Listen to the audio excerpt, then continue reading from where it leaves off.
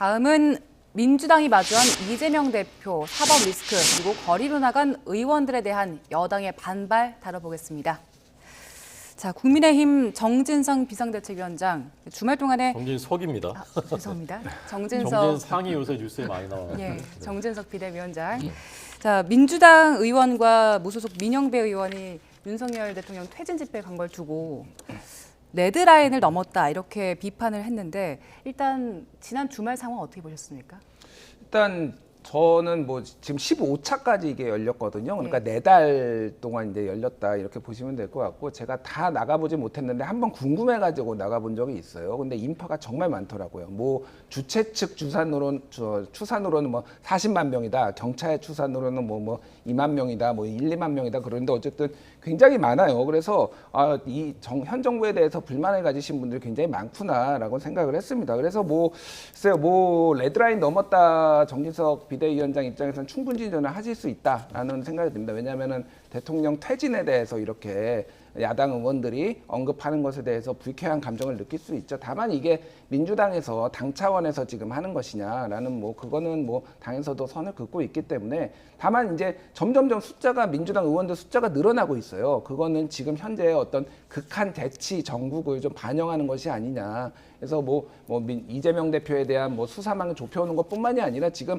어느 곳 한 군데 하나 지금 안 부딪히는 곳이 없잖아요. 사사건건 다 부딪히고 있는 이런 경색 정국을 좀 반영한 것이 아니냐, 그렇게 보여집니다. 그래서 상황을 좀 봐야 될 것 같아요. 민주당 지도부가 정말로 다 총출동한다, 이러면은 정말로 레드라인 넘었다라는 요 과언이 국민의힘 입장에서는 분명히 얘기가 될 텐데, 지금 상황에서 레드라인 넘었다는 저는 조금 정치적 수사 아닌가, 그렇게 보여집니다. 네.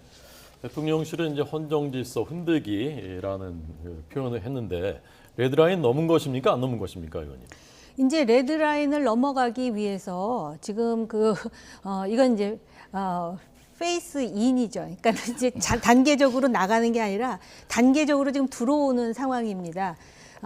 그래가지고 제가 볼 때는 이제 여기서 아마 그 시민의 수가 더 늘어나거나 이쯤 되면은 들어올만 하다 그러면은 아마 지도부가 들어올 준비를 할 것 같은데, 저 시위가 이재명 그 사법 문제와 관련해서 이의를 제기하는 시민들의 시위는 아니지 않습니까? 이태원 참사와 관련한 시위 아닙니까? 근데 거기에 편승해가지고 지금 바로 그 이재명 대표의 지금 측근들이 구속된 문제까지 같이 합쳐가지고 저런 식으로 하는 것은 누가 보더라도 정치적 의도가 명백하다고 생각이 드는데요.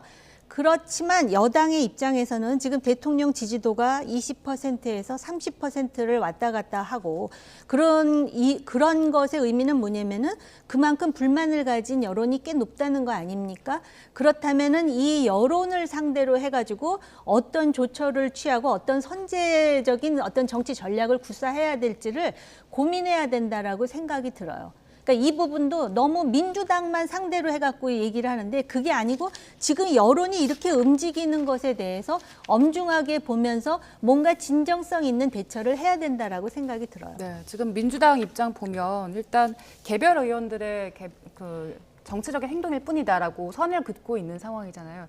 앞으로 이 집회가 좀 더 확산될 것인가, 아니면 이대로 그냥 진행이 될 것인가, 어떻게 보세요? 일단 집회 자체는 아까 전에 말씀드렸듯이 15차거든요. 네. 이건 계속 그냥 숫자가 크게, 그러니까 전보다 1회, 2회 때보다는 확실히 늘었어요. 근데 이게 막 폭발적으로 예전에 되면은 박근혜 국정농단 이런 상황까지 갈지는 모르겠습니다. 그 정도의 법 위반 사례가 지금 나온 건 아니니까요. 지금 주장 자체가 첫 번째는 김건희 특검, 그리고 그 다음에는 이제 이태원 참사 관련해서 책임자 처벌이나 정치적으로 이제 책임질 사람은 물러나라, 이런 내용들이에요. 그래서 이거에 대해서 이제 대통령이 반응이 없으니까 나오는 건데, 더 확대될지는 모르겠습니다. 일단은 민주당의 판단이 중요하겠죠. 근데 민주당은 당장 나갈 것 같지는 않고요. 왜냐하면 지금 국회에서 예산 문제나 이런 거 할 일이 굉장히 많기 때문에, 다만 이게 정국이 어떻게 변하느냐, 아니면은 대통령과 관련된 어떤 위법 사항 이런 것들이 발견됐다라고 했을 때는 지도부가 나가는 거를 배제할 수는 없는 상황인 것 같습니다. 네. 정진상 실장이 이제 구속됐고 연내에 이재명 대표 소환이 있을 수 있는 것 아니냐라는 관측들이 나오고 있다고 합니다. 어떻게 전망하십니까? 저도 그렇게 전망하고 있고요. 지금 이제 또 다른 변수가 지금 남욱 그다음에 김만배 이 사람들의 입에서 어떤 얘기가 나올지를 봐야 되는데 이게 그 돈 문제이기 때문에 실제로 물증보다는 일관성 있는 진술이 굉장히 중요하지 않습니까? 그리고 이 문제가 지금 어제 오늘 나온 문제도 아니고요. 그리고 정진상 실장이 지금 구속되어 있는 상태이기 때문에 실제로 지금 그 정진상 김용이 그러면 왜 받았는가, 왜 줬는가를 보면은 위계 질서의 그 꼭대기에 누가 있는지를 우리가 상상하기는 어렵지 않습니다. 그렇기 때문에 저는 조준하고 있다. 그렇게 보고 있습니다. 단지 이제 검찰이 어떤 카드를 쥐고 있느냐 이건 우리가 아직 알 길이 없죠. 네, 민주당 이재명 대표 일단 여기에 대해서 유검 유죄, 무검 유죄라고 입장을 밝혔어요. 네. 그런데 정면 대응을 하는 대신에 일단 여권의 방점은 민생에 찍었는데 이 대응은 어느 정도 효과가 있을까요? 일단 뭐 민주당 안팎에서 나오는 얘기들이 특히 이제 비명계에서 얘기하는 거는 대표 리스크 자체가 당으로 번지는 것에 대해서 좀 불만 섞인 목소리들이 분명히 있습니다. 그렇기 때문에 대표의 문제는 대표가 좀 처리를 하고 당은 당의 일을 집중을 하자. 이게 좀 민주당의 현재까지는 이제 스탠스인 것 같고요. 지금 아까 말씀드렸듯이 지금 산적한 현안이 굉장히 많기 때문에 그 부분을 좀 이제 봐야 될 것 같습니다. 그래서 지금 민생정당으로서의 어떤 모습을 보이려고 하는 건데 요즘 뭐 정당 지지율이 양당이 다 안 나오고 있거든요. 그런 부분들을 좀 의식한 조치인 것 같습니다. 네. 자, 그 발언이 좀 화제인데요. 심평 변호사, 윤 대통령의 멘토로 알려진 실제 어떤지 모르겠습니다만은 조국 전 장관이 총선 때 이제 서울 관악, 여기 서울대에 있는 데니까요. 거기서 출마를 준비하고 있다더라. 그 확정 판결이 그 전에 안 나기 때문에 가능하다. 네, 그 좀 가능성 있는 얘기입니까 어떻습니까?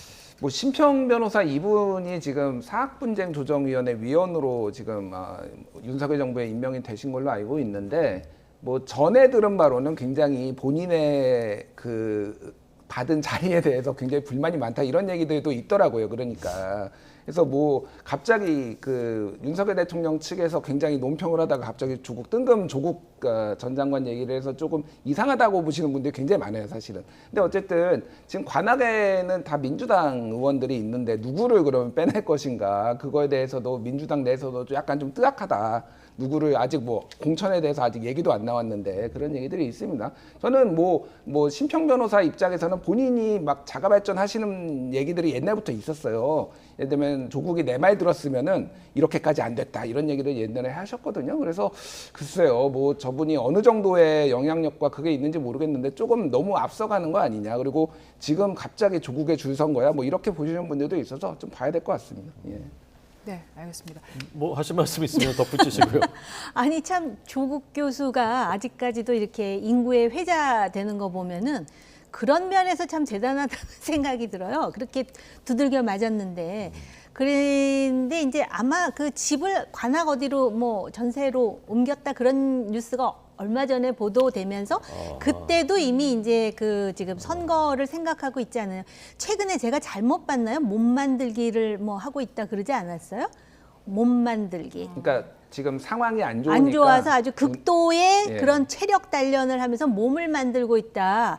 지금 몸을 만드는 건지 아니면 지역구를 다지는 건지 그러다 보니까 여러 가지 억측이 나오는 것 같은데요. 제가 이 말씀은 드릴 수 있을 것 같아요. 우리나라 정치가요.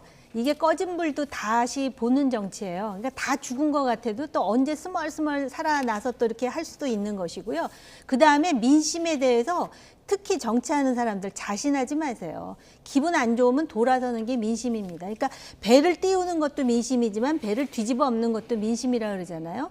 그렇기 때문에 또 그렇게 조국에 대한 실망의 감정 그리고 배신당했다는 감정이 2년 후에 또 어떤 감정으로 돌아설지에 대해서 그걸 우리가 예단하는 거는 민심에 대해서 너무 오만한 거죠. 겸허하게 봐야 되겠죠. 네.